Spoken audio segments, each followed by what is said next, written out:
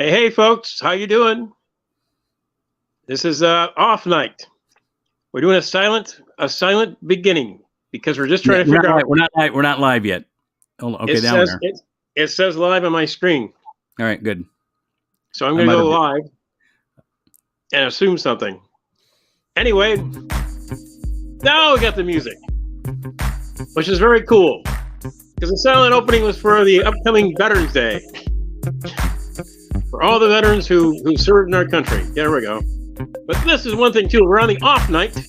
The off night is here. It's here. We're going to have some very interesting... We have an interesting guest, Kevin Lapine. He's going to be here. It's going to be very interesting to have some stuff to talk about. We have also your regulars, Jason and Sam. And we have a new guy. He'll be a mystery guest. We're going to bring him up later on. But right now, listen to the music and the wonderful water-type sounding. Because it's the off night, folks. We're here to relax you and give you some information. And this information is first from your MC, your headliner, your host, great guy, Mark Sweetman. Hey, all right. Thank you, Andy. Thanks for that rousing introduction. It's, of course, naturally, I had the dubious distinction of being the technical director as well, and but I like that. Again, when it's not smooth like this, I always like to remind people that when we had Seth Ressler with us, Seth, who had introduced me to StreamYard, it was always much better of an intro because he ran the technical end of it. So that was always. But we don't hold that accountable against you, man, because you're the entertainment guy. What I'm saying is that the music actually was very smooth. It gave us sort of a kind of a hippie sort of feel to it, you know. Well, we're all hippies, in a way. We're all all ancient hippies, even though we didn't actually live the hippie life. We know what the hippie life looks like. So anyway, a good week. How was your week? Fine. Had some great experiences. I went to see Gretchen Whitmer in Ann Arbor. Okay. It was pretty interesting. You know, it's sort of like I remember we did a thing for the Pergs there, and we were up on the steps. And for some reason, they put her down on the basic diag, so we could hardly see her. But we had her. We had when you say the Pergs, are you talking about the research group? Okay, that's what I thought you meant. I just wanted to. Not everybody. I knew what Pergs were because I went to a liberal arts college in Michigan, but not everybody did.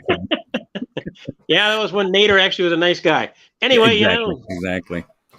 But so it was like the '88 election. We were trying to get the toxic things done. Right. So they needed somebody to play the Elvis, the environmentalist, and that was me. So I got hey everybody, hey, I'll tell you, we got toxic lakes, folks. What are you saying? I tell you, we got to rid of them, All right. Well, toxic tonight. Do your lakes blow at night?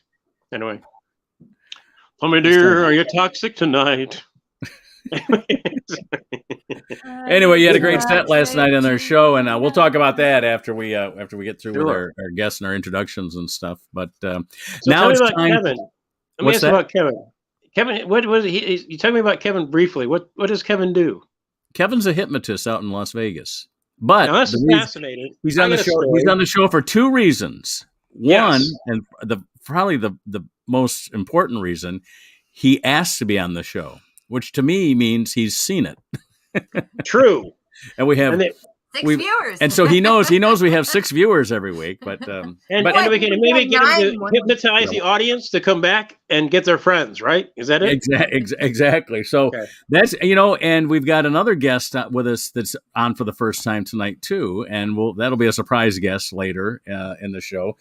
And so I tell you what, if we get any more than 6 people, I'm going to have to buy the professional version of StreamYard. Right now, I'm still using the amateur one that costs nothing. But I gotta tell you quickly. I opened for a guy named Jim Bronigan out in North Dakota. Okay, and he was the first guy I ever did stand up for anywhere, and he was a great comic. I mean, he was a great hypnotist. But he worked at this place called It was down North Dakota. It was a cinema, like the cinema lounge. So it was a movie place, and then he would work this bar area. And he had one thing. He had a lisp. So he would do this whole bit. He was fantastical. He was able to get him to do it. I know, but I'm thinking of all the possibilities that'll happen. I'm thinking of all the possibilities for the post-hypnotic suggestions that'll happen at 2:00 in the morning from a hypnotist with a lisp. He was fantastic, though. That guy was amazing. He had a tuxedo. I mean, the first time I met him, he said he was going to have an open mic night, a comedy. Come on down. So I went down to the place. There was nobody in the place. It was just him there with a tuxedo. And I said, "Is this for the stand-up comedy supposed to be?" He says, "Yeah. Are you here for it?" Yeah. So, is there anybody? Oh, it's about 5 minutes. It's supposed to start, but I guess you may be the only guy here. He was great. So did he do the show for you? Yeah, a little bit, but it was okay.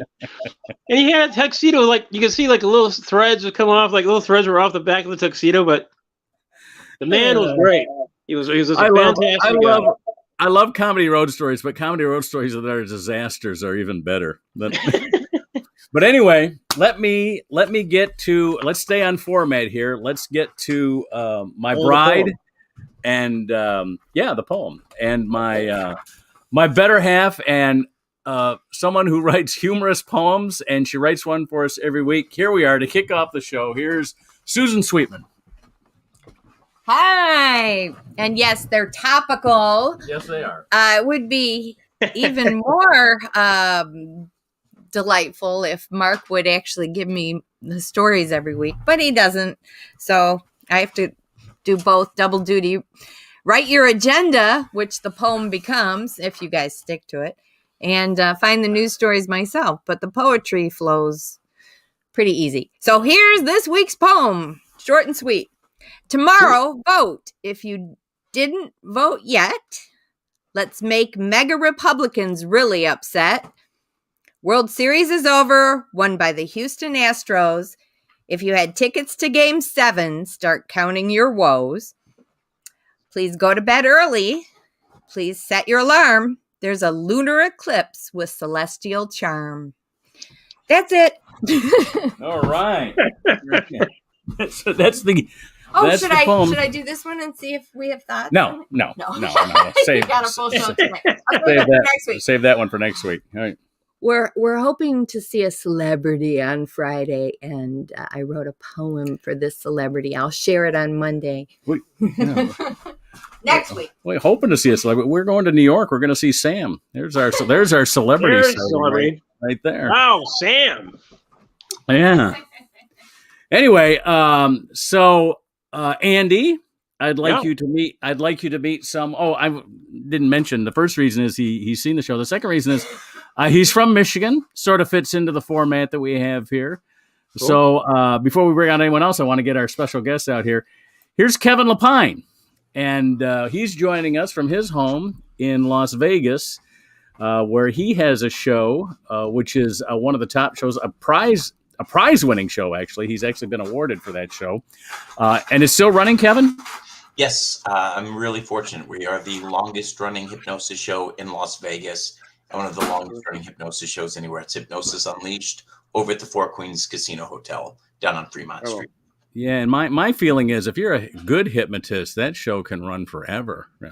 You know, it's Hi. The beauty of it. Hello. The beauty of it is just the fact that we have different people every night, so people want to come back and see what this new group of people are going to do. Not true. Well, I want to talk to Andy. I'm going to take you down. I want to talk to Kevin about his beginnings, and you'll be back. Don't worry. But Kevin, you mentioned you're from the Detroit area. So how old are you? Way too old. No, actually, I just turned 47. I've been really fortunate. Oh, okay. So you're not that young. I mean, you're not. So did you start hypnosis at first, or were you like? Do you know Mark Sweet? He's the other hypnotist that's big from Detroit. Yep, I definitely know the name. I've never actually hung out with him, but his career was he was a magician. Okay. And then went out to Los Angeles and learned hypnotism out there, and slowly, less magic, more hypnotism until this whole show became hypnotism. And then he found his gold. He does audience warm-ups now for CBS sitcoms. Oh, nice. Yeah. And I said the same thing to him. If you know hypnosis, you're great at warming up a crowd. Oh, yeah. I mean, there is so much that goes into it. But, I actually grew up in the Detroit area. It was Dearborn, then East Side, East Point, East Detroit. I used to live downtown Detroit. Used to live in Hamtramck. Now, where'd you live in downtown Detroit? Because I lived there for a short time. Oh, I actually lived above the Town Plum Tavern. Oh, so okay. Behind the Fox Theater.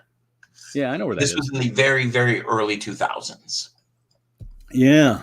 I lived down there in the 80s. So, but now, did you start doing hypnosis in Detroit? So I started doing hypnosis in Detroit. I was actually, when I was 16, I got picked up by an entertainment company that's still out there. Jokers Are Wild.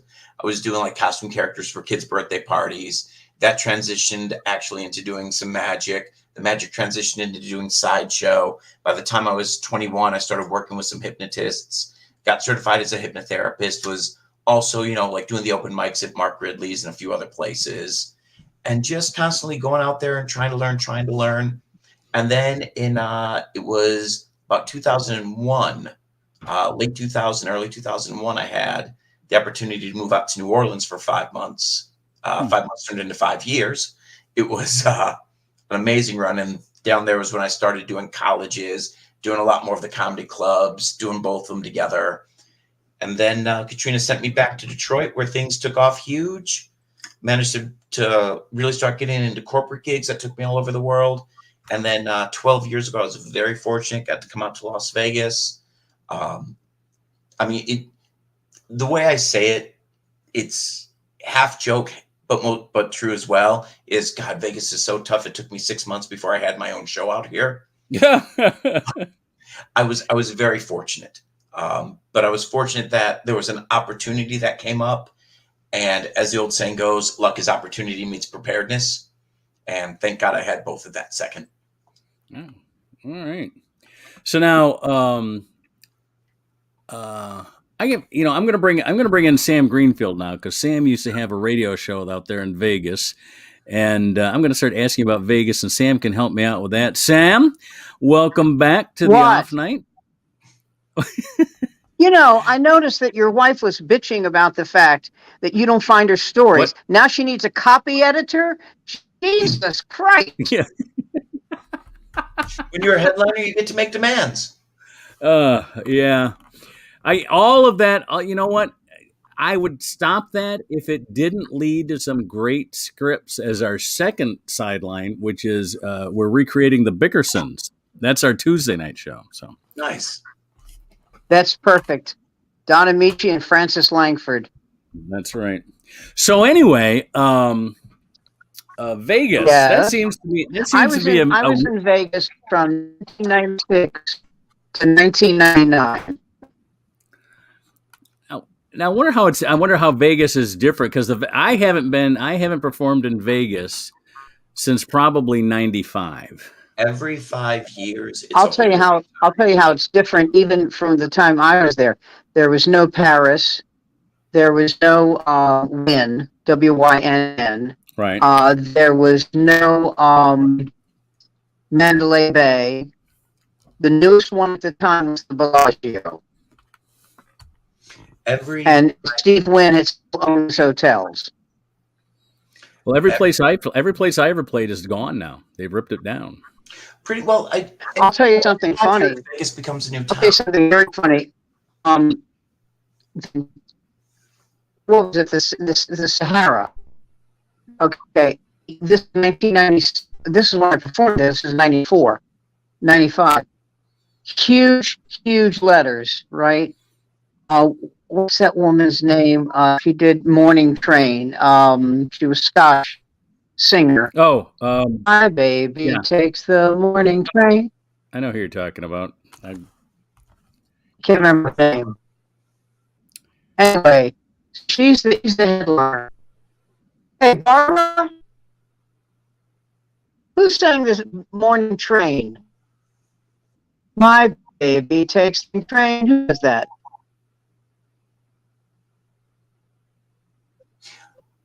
No, she was Scottish, brunette. Thanks. Sheena Easton. Orange. Sheena Easton. Anyway, so use letters.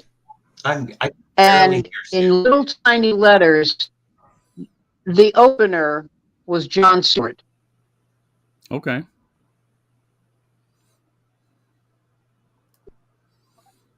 Yeah, I got to open. Let go. I got to open for the Monkees, and my name was much smaller than theirs too. I would love to have worked with them. No, Vegas has to change every 5 years. That's the only way it stays in business. Is it has to constantly reinvent itself to be whatever is right now.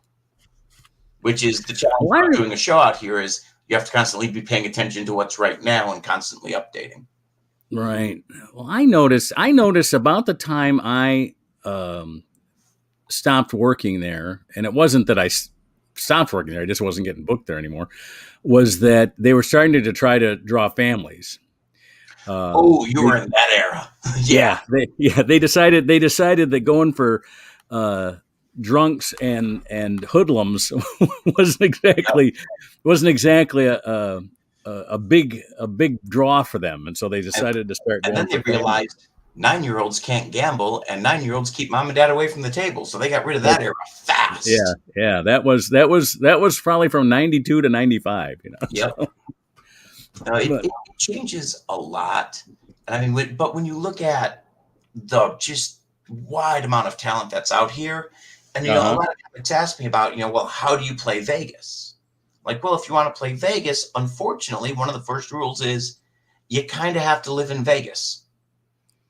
Because, as you know, most of the work that's going to be available is middling work, MC work.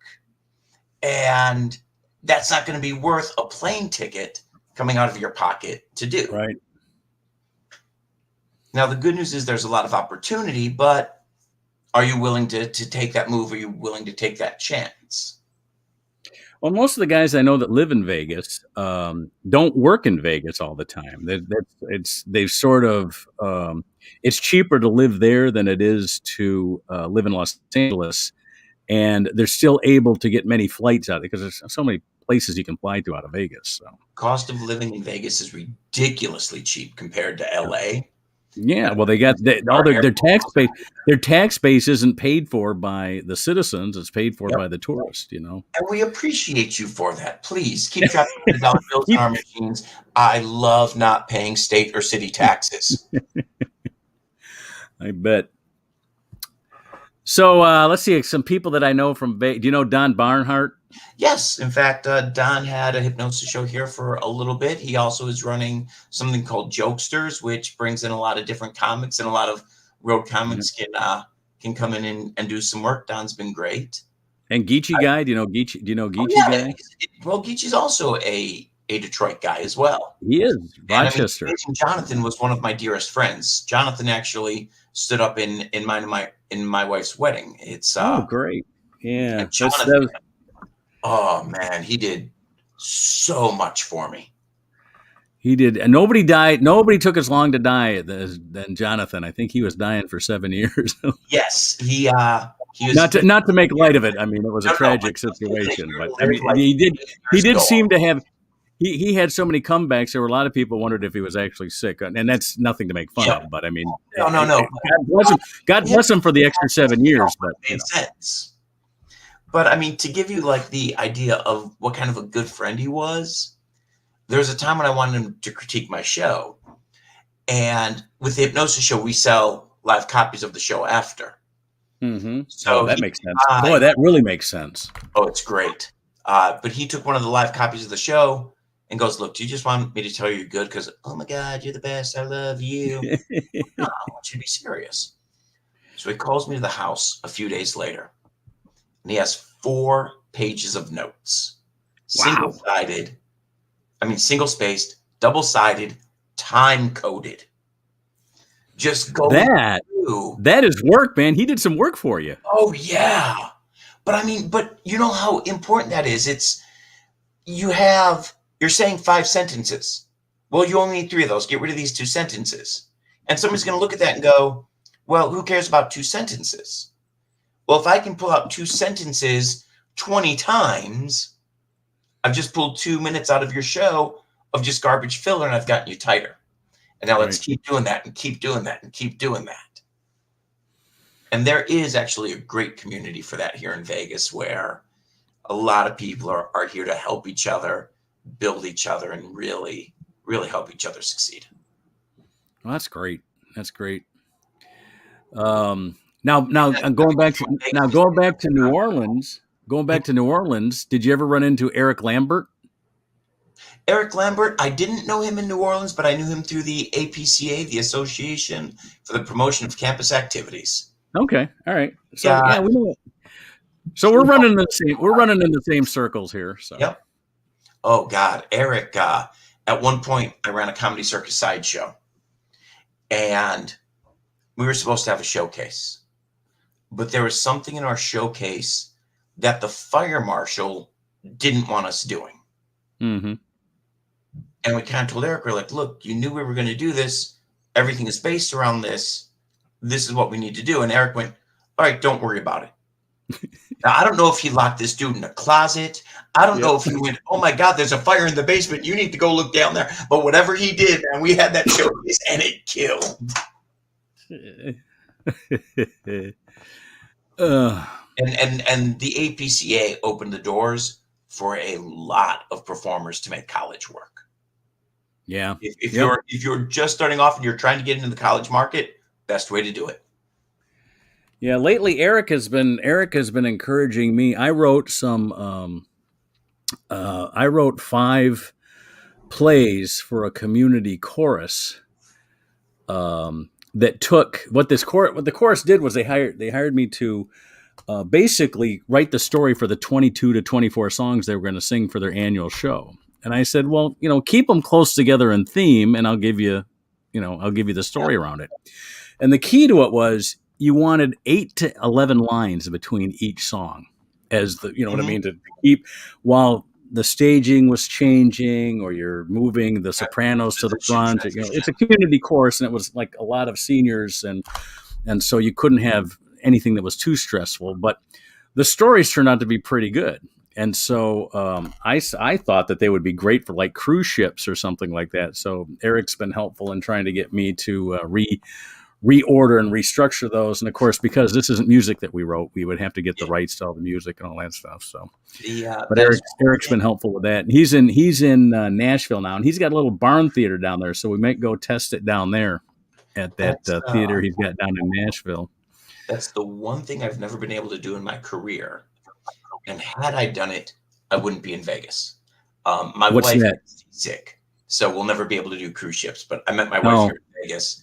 There was a moment, and this was a hard moment, but it's a moment that I will always cherish. I get called for Princess Cruises. This was when I was living in Detroit after I moved back from New Orleans. So it's like 08, 09. It's winter. It is December.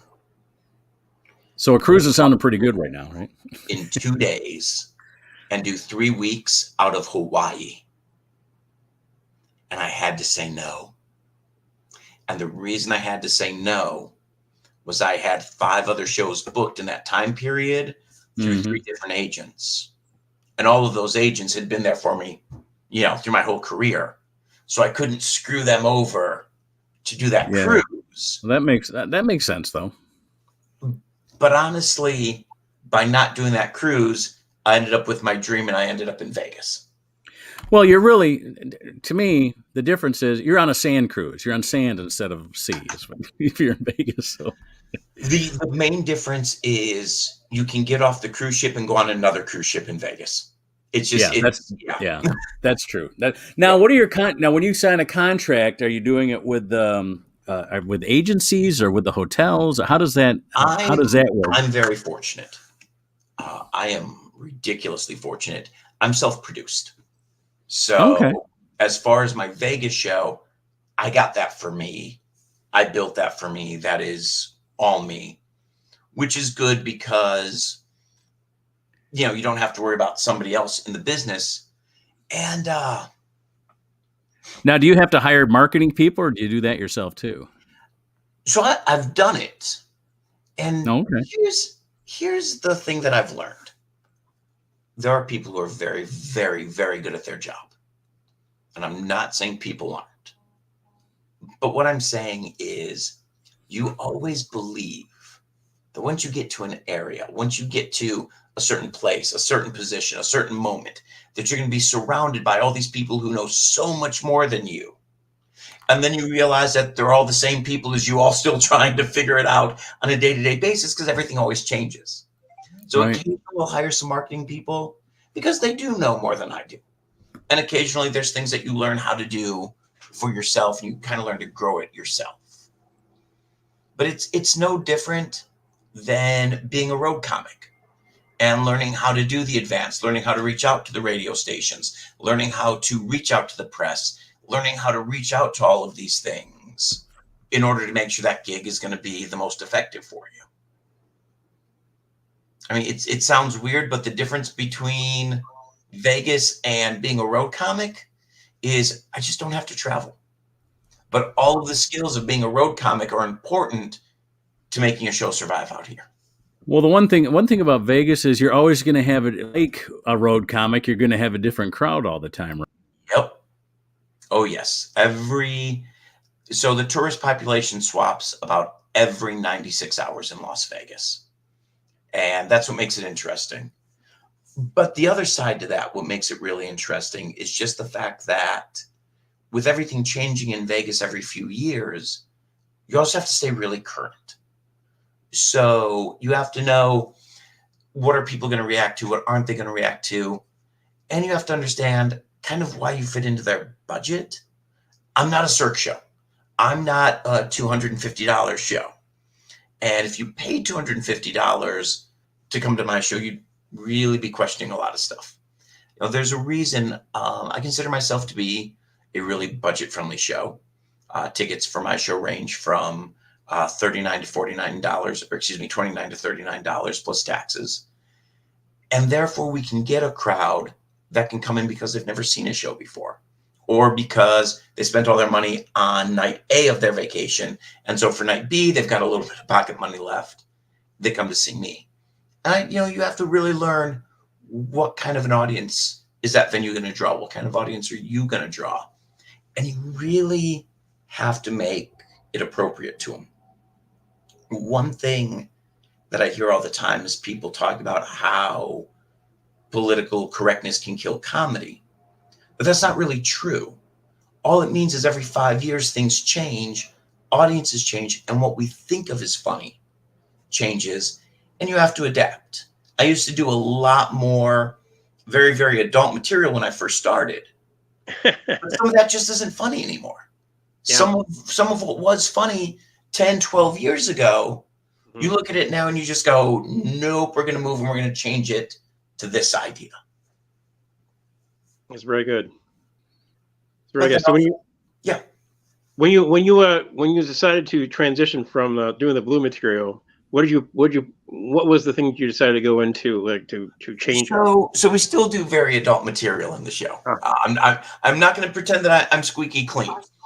But like, for example, I used to do an orgasm routine, which in hypnosis shows are kind of popular. Okay. But something changed.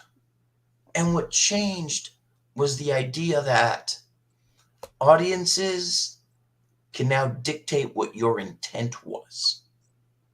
So I could always say, I didn't do anything to single somebody out because I did this routine to everybody. And people have the ability to go, well, he did it to everybody. But when he did it to me, I felt that. And they get to fill in their own blank. Mm-hmm. And that's true with all of comedy. So what I had to do is I had to change it to something that was more implied and something that made it more fun and that everybody could interact with without having to go, oh my God. Because in my show, my big goal is I need you to leave that room going, oh, that was fun. You know who we have to bring next time? Because then you win. I do get jealous. Kevin, I wanted to ask you a question. Am I on? Am I in the thing? Yeah, Kevin? Sam, we can hear you. Yep. I wanted to ask you. Yeah, I had a question. Over the past few years, I wanted to know if this is still true, that entertainment and food has surpassed gaming for money coming into the coffers of the casinos. Is that still true? It's not exactly true. What is true is this, and this started right around. We got to jump in the way back machine. We'll say it started around 06, 07. Okay. The casinos came up with the idea that loss leaders don't exist anymore. So everything had to make money then. Everything had. So there were no more $2.99 steaks. Exactly. Those are gone. The days of the $5 $1.50 breakfast buffet. Yep. Wow. Well, you can still find $3 hooker. Yep. Oh, those are definitely fine, but it's not the initial price; it's the after price that's really expensive there. That'll kill you. Hey, you know what? That'll hey, Kevin, this is great, but I know our other guests probably want to ask you some questions, so I'm going to bow out. And so I'm going to have you guys, as you come in here, you introduce yourselves to Kevin and ask him questions, and I'll just sort of monitor this from the side. And then I'll come back, as things start to slow down or if we want to go into other stuff. So and also I'll be back. Besides Vegas, I've done the road comic, I've done the colleges, I've done the corporate gigs.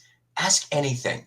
One of the reasons I really wanted to do this is, especially because this is based around a lot of Detroit comedy, is if it wasn't for those people in Detroit who really helped build me up in the beginning, I wouldn't be doing any of this. So if there's anything that I can answer, please ask away. Well, I also wanted to ask you, this is a real quick question, but I wanted to ask you, Brad Garrett has it's just his name, but there's a Brad Garrett Comedy Club now in Vegas? Yes. Yep.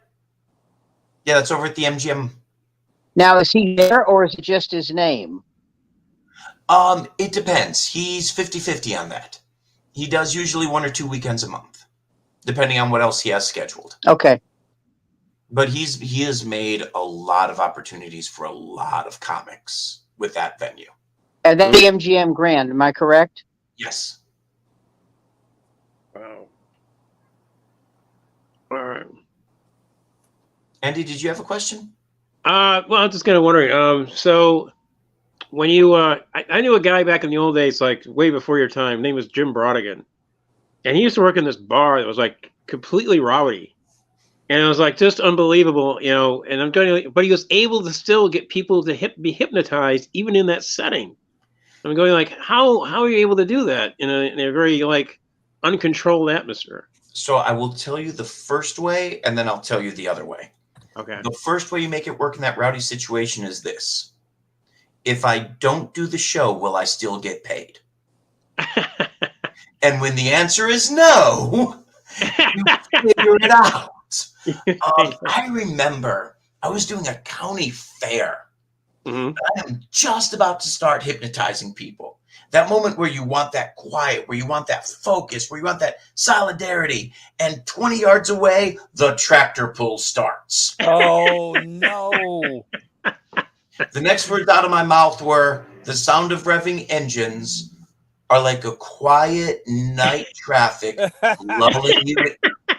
You just do it. Oh, no. Oh, man. But wow. But that's, so when I do a corporate gig now, when I'm doing the show here in Vegas, I don't get paid for tonight's show. Tonight's show, going to be easy. It's those thousands of shows in those shitty bars, in those little nightclubs, in those places that should never have a comedy night. But somebody went, hey, you know what's cheaper than karaoke? Putting a microphone on stage. Yeah. Exactly. Oh, yeah. I've done those gigs. Oh, man. Learn. But you learn how to get the attention. You learn how to go, okay, 90% of everybody in here is watching Game 7 of the World Series, and I've got to entertain 4 wives. Yes. It's, Wow.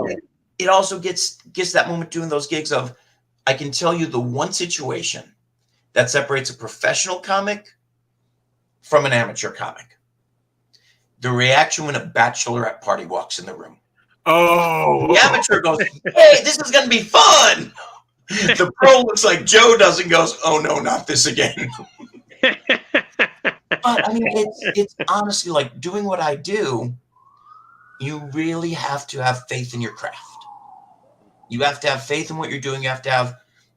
It's weird, but you have to have this unflinching belief, just like with every other version of comedy, that what I'm about to do up here is so important that all of you strangers should stop everything you're doing, ignore all the people you're with, pay attention to me.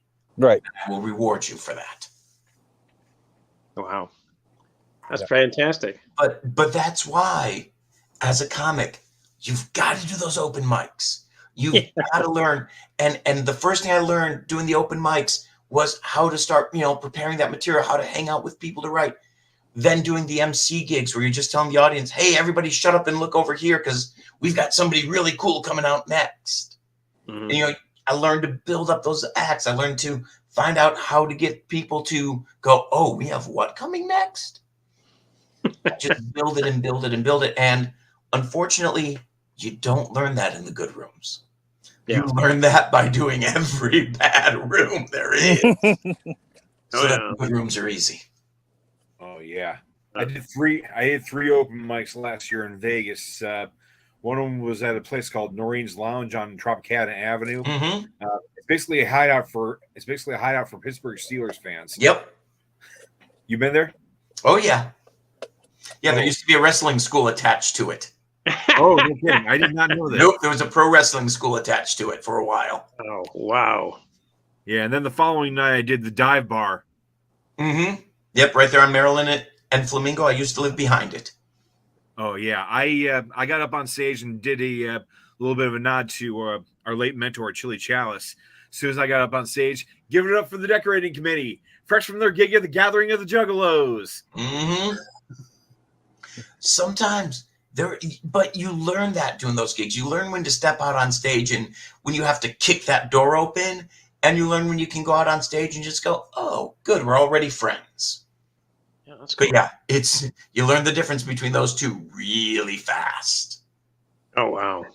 Oh yeah. So I have a friend out there named Tim Wise, and he's like a table musician. He is not in Vegas. He is in Pahrump right now. He is a very good friend of mine. Oh, nice. And so once upon a time when I was building out a show in Mount Clemens, Michigan, there was a guy where I live to make road cases. And I'm in there building some props for some stuff that I want to do on stage. And there's this guy building a game show. Yes. You know what I was talking about, and he helped me build it. Fast forward, I'm in Vegas. I'm at dinner with a bunch of performers, and there's this guy, and he's from Michigan as well. And I went, bing! I went, Tom's place, the cases. He went, "Oh my God, that's you." Oh man, we used to spend way too many nights in that stupid garage building stuff. He was a great guy. Yeah, he was fantastic. I always admire him because we actually went to high school together, and I always admire him the fact that he knew what he wanted to do at age 15. Mm-hmm. And he was just going at it right from that point. And I'm going like, were you that way when you started? I had a dream and a goal. Do I need music for this? Do I need underlying music for this? No, unfortunately, like most performers, when you start, you also have like this. I don't like calling it anger, but you do have this inner fire that like you want to just force yourself on everything. And that fire is great rocket fuel, but there is no guidance system whatsoever. And one of the hardest things to do is to search out people who can give you that guidance. And I remember advice that I got at 19. Also from Michigan, if you know who Jeff Hobson is. Yep. Fantastic comedy magician, also from the Detroit area. Tell Jeff I said, hey, I haven't seen Jeff in a long time. I love the man. I love the man's show, and such a great human being. Yeah, Jeff's a great guy. At 19, he told me, and there's another magician, Chris Lynn. still in the Detroit area. He does schools all over the place. But what Jeff told us then was, keep doing what you're doing. When you're 30, it'll come flying open for you. To which my response was basically, screw you, I'm ready now. And then when I turned 30, doors came flying open. I went, oh, that's what he meant. Yeah. Because you have to build that time. But the other thing I learned, and it's hard. The hardest thing I think for any of us to do is when we're in that room with somebody who can really give us guidance, to shut up and listen. That was the hardest thing for me to learn. It really was, because there were so many times I wanted to explain what I knew. Mm-hmm. But if I'm telling you what I know, then I'm not listening to what you can teach me. And thankfully, when I moved out here to Vegas, I had finally really developed that mindset of, if somebody can teach me what I don't know, I will sit there and learn. And a lot of that came from doing some higher end corporate shows where I was suddenly like surrounded by people and going, why am I in this room? I'm doing corporate shows, and there are, to use the word millionaire sitting in this room would be to eliminate the billionaires sitting in this room. Yeah. And I'm like, what the hell am I doing sitting in this room? I realized I couldn't impress these people by talking about how great I was. They enjoyed my show. That was already covered. The only way I could impress them now was to be a good human being and to listen and to absorb. And that helped change a lot. That helped grow me immensely. Did you get free food too? Did you always get free food for the gigs? How many nights I would do gigs because somebody said and dinner was involved? My kind of gig. In my 20s, that's how I survived. So. Oh God, there were so many times, I'm not doing this gig for $50. Oh, it's $50 and a pizza. Oh, well, you should just let the pizza. I'm there. Yeah. Hey, Kevin. Pizza. Kevin, thanks for joining us, but I want to keep this at 60 minutes. And no worries. You're welcome to stay, but I want to catch up with everybody. And I don't know if you know this or not, but the Lions won yesterday, so we do have to discuss. We do have to discuss the Lions. So could I ask Kevin one question before we let him go? I'm sorry. Yeah. No, he can stay if he wants to. I just stay. Who had the question? Kevin said he would stay for the whole show, but I want to go on to other. I want to go on to our regular listeners. Mark, go ahead, Jason. Ask your question. Jason Grant, and thank you. First off, I've just been listening with really deep interest because, especially when you've been talking about doing some lesser gigs. I just did my first pro gig at the Old Miami in Detroit. I was completely ignored by everybody except for the 4 friends that I brought down and 2 or 3 drunk people who didn't know what the old fat guy was doing on stage. The first 90 seconds were horrible and terrifying. The next 15 were fantastic because I let go of any pretensions of anything. And at that point, the comedy flowed. Hey, my pals were laughing. The people walking by the stage were laughing. I got paid $50. I'm chalking it up as a win at that point in time. But my question here, though, is you've been talking about, your comedy, and I'm assuming you have a certain structure that you developed over time. I tend to do sort of a stream of consciousness where I have sort of some bullet points in my head and then sort of improvise on those bullet points as I see fit, and then try and listen to what the audience is, how they're responding, and then sort of build a feedback loop based on that. My question is this, while I sound ridiculously preponderous, I know, is there still room for that kind of comedy in the comedy world as you see it? I just would like to hear your opinion. So first of all, the Old Miami, the Gold Dollar, the Dally in the Alley. Dally in the Alley. Kevin, you are a Detroiter. You got Dally in the Alley in there. You are a Detroiter, buddy. That comic had Lily's 21 did more to launch me than almost anywhere else. So I have been exactly on those stages. Stream of consciousness is definitely valid. It's great. But one thing that I tell everyone, make sure you have some sort of a script or at least bullet points. Yes. Okay. And the reason for that is you're going to do something on stage, especially if you're really going stream of conscious. Yes. You're going to fall down a rabbit hole once in a while. That's brilliant. Yep. The problem with that is you have this brilliant moment. It's great. You've got the laughter. You've got everything. You've got everybody right there. Now, do you hop on the next elevator and take it up, or do you fall off a cliff? Exactly. Okay. Having those bullet points means you don't fall off the cliff. It means you know where you're going next. Right, Doing what I do, I don't know what these volunteers are going to do. Sometimes there is something so funny that I'm like, oh, screw it. We're going down this direction for a while. But then when you run out of road there, having those bullet points, you know where to go next. Okay. And one of the differences between the amateur and the pro is you develop the way to transition from A to B and make it look like it was seamless. Well, in from what I've been doing, and Mark has provided me with a fabulous opportunity. He's been making me the opener. Yes, it's an open mic, but last night we had a fantastic show. Everybody was great. It was a good show. And it was a really good show. And by making me the opener, it's really forced me to really put my best foot forward. And a lot of things that you've said are making a lot of sense, because I've come out, I've done really well, and then all of a sudden I hit sort of a wall, if you will, or a space. And it's important that I get out there and perform a little more in order to develop the instinct that say, okay, this is the next thing to do. That's the next thing to do after that. Kind of have those things chambered and ready to go, if you will. Okay. And being a hypnotist, words are important to me. Okay. So let me just jump on something for a second.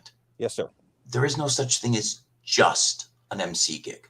There is no such thing as just an open mic. Okay. Eliminate the word just from your mind. Right. There was a performer that pissed me off. Mm-hmm. I'm back in Michigan. I'm at an event. There is a magician on stage doing the most hacky crap possible. Mm-hmm. 2 days later, I happened to be in a room with this guy. And this guy went, oh, yeah, I just did that crap because it's just this gig. Who's really going to see me there? And I went, screw you, idiot. There was actually a producer from Vegas in that audience. I know, because it was me. Mm-hmm. You never know what gig is going to lead to something. There's no such thing as just. Right. There is the next opportunity. Right. Well, that's what I'm saying. Unclub, which Mark has, kind of been the straw that stirs the drink on that one, has been just a fantastic learning place. Mm-hmm. You know what I'm saying? It's that nexus between the dive bar and the club. And it really gives you a foot in both worlds. Because there are times you have to do what you have to do to get their attention, because they're just there to drink, play cards, and try and get laid. Yep. Or they're the people who are there, come on, clown, make me laugh. Well, Jason, you have to find a way to get to both of those crowds simultaneously. Jason, is that your question? Yes, that is. Jason, that's ironic that what Kevin was talking about, because I actually worked with a comic named Hacky Crap. And it's funny because Hacky Crap works in I think 18 clubs a night. Yeah, no, he's amazing. I mean, and his wife, truly hack. I don't know if you've met her. I had a character I used to do called Hacky McGee, and he was so hacky he actually had a song and dance, that he did with his bit. So, no, Jason, I just wanted to mention you're complimenting the Unclub, and you guys know this because Joe and Jason and Andy, who do the show nearly every week, that is a curated show. I mean, that is not just an open mic. I mean, anybody that sees that show knows that. One, it's the only show in town where they go, how much time do I get? I go, you're going to go up. You're going to know when to come off, Yeah. No, that's true. Because what I want them to, I don't want them to say, oh, I get 5 minutes here. I get 7 minutes here, that type of thing.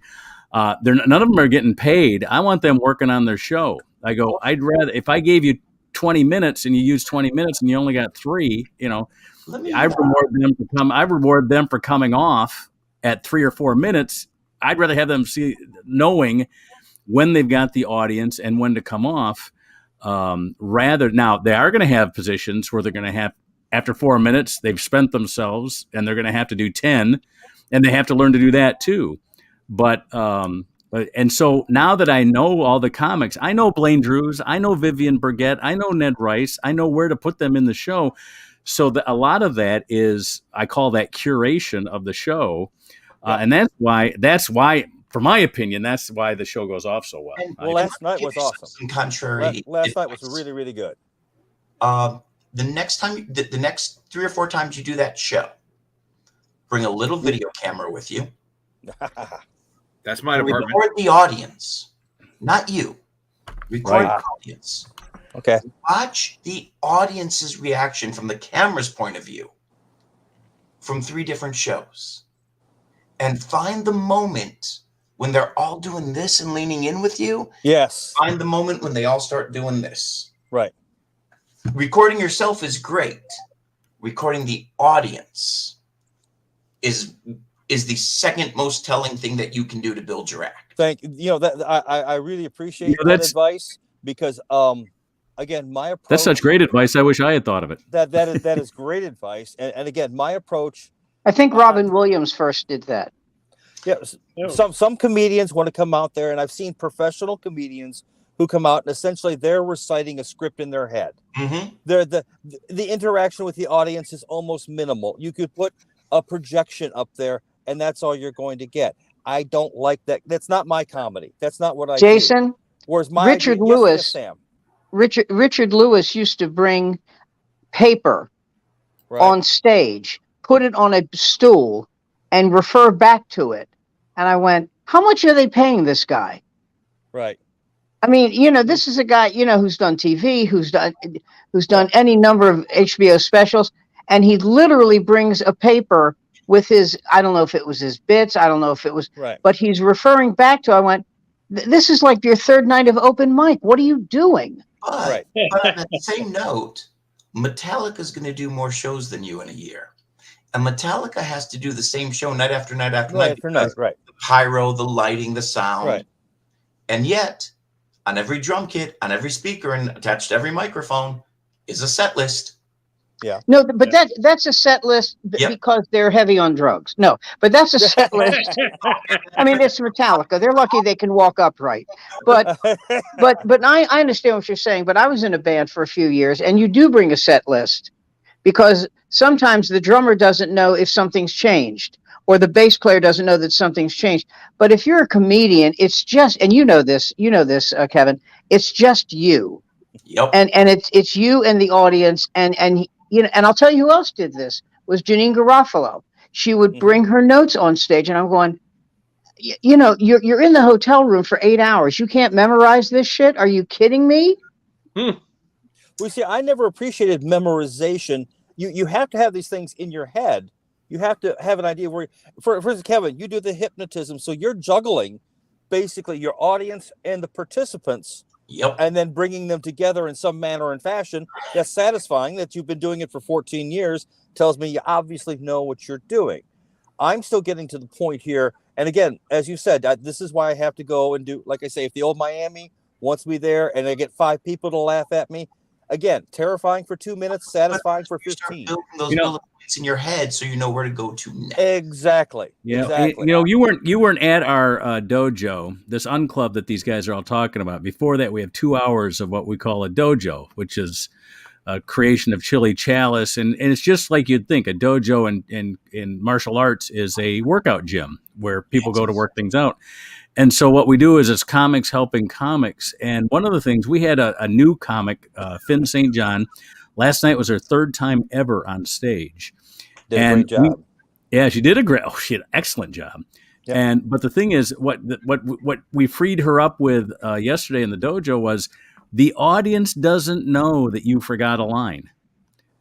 And so if you have the bullet points, and if you have 3 jokes and you say in-laws, or if you have, and the next joke is eating lunch with coworkers, and you have 3 jokes and you forget 2 of them, and you only do one, you just go on to the next one. And when you're listening to the tape on the way home, you say, "Oh, I should have said that," and that's how you build. Forgot a line. Yeah. You remember? You remember Joe Bolster? Yeah, Joe Bolster was on Star Search. Yeah, and he completely lost his spot. Completely lost his where he was, and completely forgot his act in the middle of. And you're doing 2 minutes on Star Search, so if you forget what you're doing, it's over. And the shame about that is at the time. And I was watching this, and your body just tenses up for this guy because you don't come back from that. It's 2 minutes. And the other thing too about that, Sam, is that at the time that Joe did that, wouldn't you agree that among the comics he was thought of as the guy that was going to be the next big thing? Oh, he was amazing. He worked clean. His act was spotless. I mean, I don't just mean spotless in terms of clean, but his act was so well crafted, so beautifully honed. But what I'm saying is, this was his first public. This was his moment.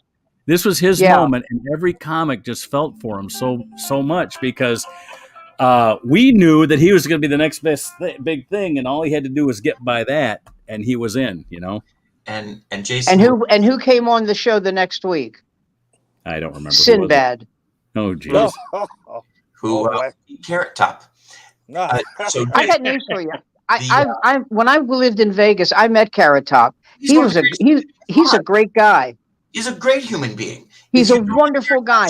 He invited me and my wife to the show. He couldn't have been more gracious. He couldn't have been nicer. Sinbad, on the other hand, is the devil's spawn. But no, you know what happened to Sinbad on Star Search, right? Don't hold back, Sam. Don't hold back.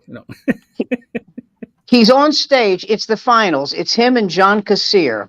I remember and that. Sinbad and one of the judges for the show was Dionne Warwick, and Sinbad comes on with an outfit on that Eddie Murphy would have laughed at in Beverly Hills Cop. And he comes on and he says, "Man, when you take your wife shopping, you might as well bop yourself in the head because you know how women spend." And the camera goes. The director should have gotten an Emmy because the camera went right to Dionne Warwick, who. "I don't need a man to make my living, thank you very much," was the look she had on her face. And and people thought that he won that Star Search, and John Kassir won. And Sinbad showed how gracious he was because the next day they had a champions breakfast, and Sinbad didn't show up. Oh boy, that's common. Thanks a lot for all the info. I really appreciate it. So Jason, I said the second best thing you can do is record the audience. The best thing you can do, if your ego can take it, print up a little sign that says "out of order." And as soon as your set is over, you run to the bathroom, you tape that to a stall, you sit in there with your legs in the air so that nobody can see anyone's in there, and you listen. Yeah. Good luck. That's harsh. Yeah. Wait a minute. How about masturbating furiously? I've been in those men's rooms. It's hard to do that while you're crying. Oh, I see. Okay. I'm going to tell you something. If you can masturbate and cry, you're my hero. I grew up in the 70s. That's easy. I grew up in the 70s. That's easy. Well, who didn't? I mean, come on. I used to mow the lawn for the Stooges. All right, top that. What? There you go. There you go. Well, Kevin, thank you for joining us tonight. And yes, Kevin, thank you very much. If we ran over, Joe, just a lot of fun. Going near on time. Joe, this was your first night with us, and it's too bad we had Kevin. We thought with us, you'd never shut up. Yeah, really. But you're welcome to come back anytime, Joe. And of course, we always see Jason and Andy and Sam. But now it's time to say goodnight. Everybody, please stay on. Don't log off yet. Because you want to talk about the Lions. I understand. Yeah, obviously. No, we will do a little post show after we go off. But for everybody that's watching us live, thanks for joining us. We're here every Monday night at 8 Eastern time. It's called the Off Night. It's for comics who are out there and they're working. And it's our off night, and we just talk about what it's like being a comic. And most of us have done it a long time, but we're not just for you. Come, if you're a new comic like Joe and Jason, come and join us and talk and learn. Or if you can barely walk like Sam, come on in. Yeah. Anyway, thanks for joining us, and we'll see everybody next Monday Kevin, night. thank you again. Appreciate it. Thanks. Thank you so much. Nice. A lot of fun.